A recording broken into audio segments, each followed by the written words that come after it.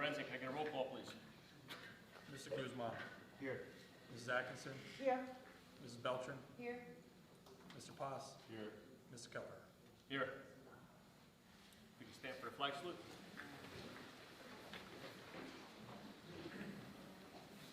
Pledge allegiance to the flag of the United States of America and to the republic for which it stands, one nation, under God, indivisible, with liberty and justice for all.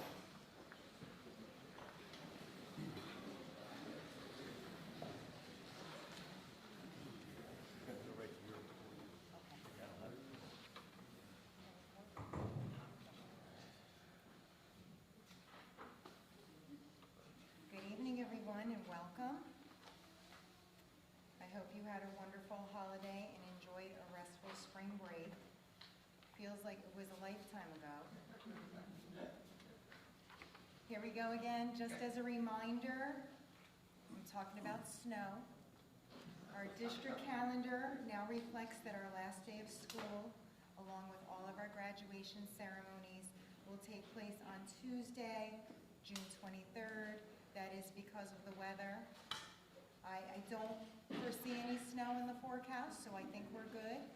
But in the event that there are any changes or closings, I will make sure that everyone is notified immediately. Once again, just please mark it on your calendar, Tuesday, June 23rd, and let's hope for the best and most beautiful weather. Is that right, Mr. George? Yes. We got it. I'd like to start this evening with just expressing some news about a wonderful, wonderful individual who was Miss Diane Mangold. She was a beloved member of our school community who I believe dedicated 40 years of service to our district at Regional Day School. Am I right, Mrs. McAllis? Was it 40 years? Even in retirement, Miss Diane, or Dolly, remained a cherished part of our community. She was kind, she was devoted, she took great pride in supporting both our students and our staff. And if you knew her, you loved her. She was just a remarkable woman.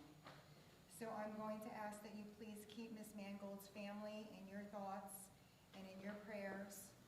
Obviously, this impacted greatly Regional Day, but she had just an impact throughout our district.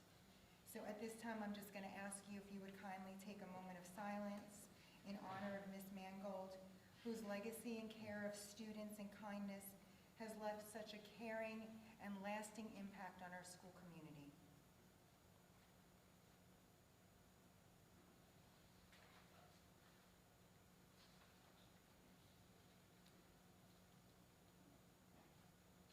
Thank you so much. I'd also like to recognize some retirements that you'll see on the agenda this evening. The first one is actually a hard one for me, because although I'm very, very happy for my dear friend and beautiful person and colleague, Ms. Evelyn Swift, the principal of Whiting Elementary School, will be retiring with 26 years of dedicated service here in Manchester. Let's give her a nice round of applause.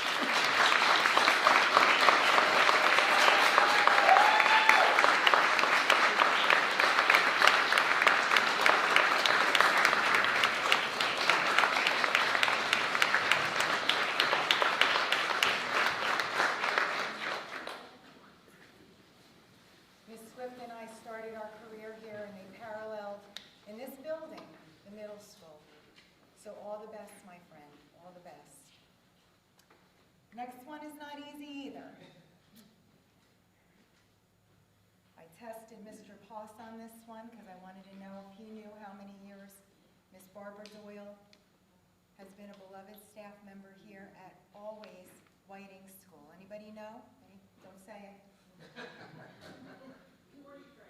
Close, Mrs. McLaughlin. You're a math person. Add 3. Anybody want to add 3 to that for me? 46 years of dedicated, fantastic, incredible service for Miss Barbara Doyle, who will sorely be missed. She loved the Yankees as much as she loved her students, and that was just incredibly a lot. She would call and let them know what was going on with the score there at the Yankee Stadium. But the same way she rallied for her team, she did the same for Whiting School. She's a Wildcat through and through, and we are going to sorely miss her. So congratulations to Ms. Barbara Doyle.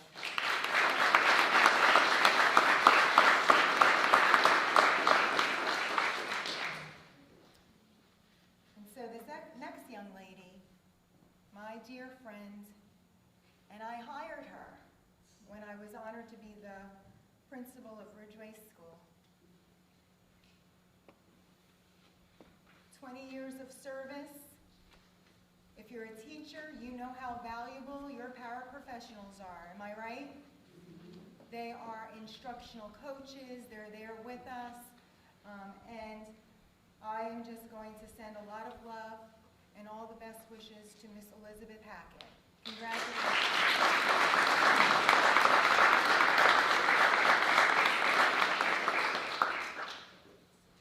So, as we're saying farewell and best wishes to some of the finest in our profession, we are excited about the new staff that will be joining us here in our team in Manchester. And I am delighted that this evening we are recommending a high school principal. You will see that Mr. Jamie Brown is on the agenda to become the principal and the leader of the Hawks Nest. Congratulations.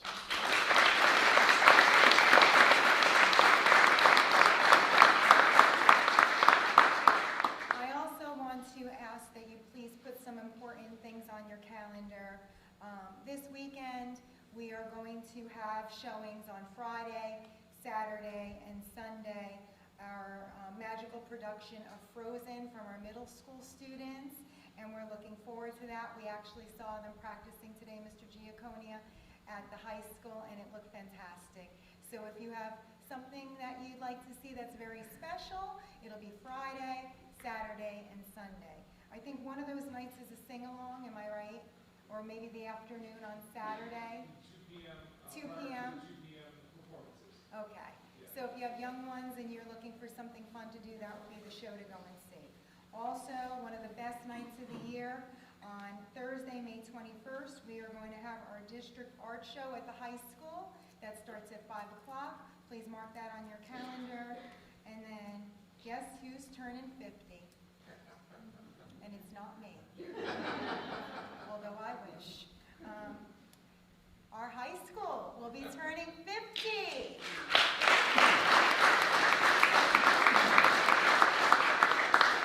I think we're going to have a cake, right, Mr. George? Yes. Okay. So please mark on your calendar, Saturday, May 16th, from 11 to 3 p.m. Please join us as we celebrate the anniversary of our Manchester Township High School, and we are so excited about that.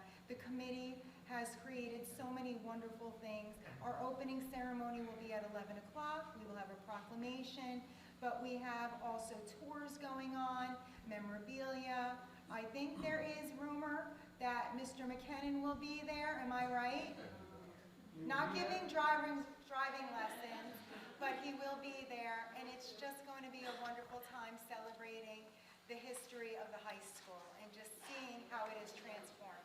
So please mark your calendar down for that. Thank you so much. Okay. We'll go to our military ambassador, Senior Master Sergeant Taylor. Good evening. First off, I wanted to thank the school district for all of its support during the month of the military child. You guys sent out, or the district sent out, a bus full of kids for the proclamation, which was awesome. And then you guys also supported the military children by having events at the schools, which was great. This Friday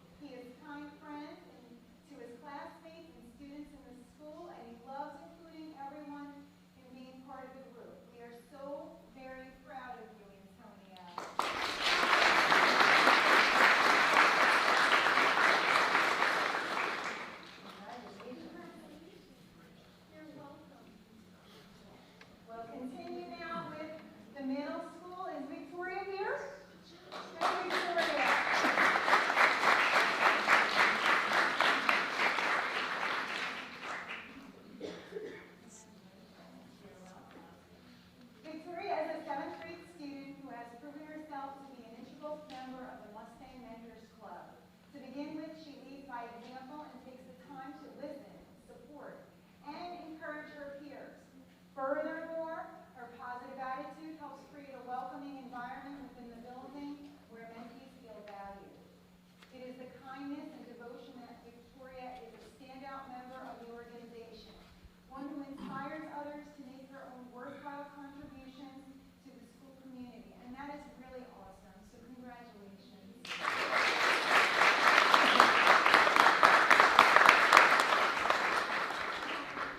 You're welcome. And we have now, representing the middle school, our student athletes, Zachary and Kayla.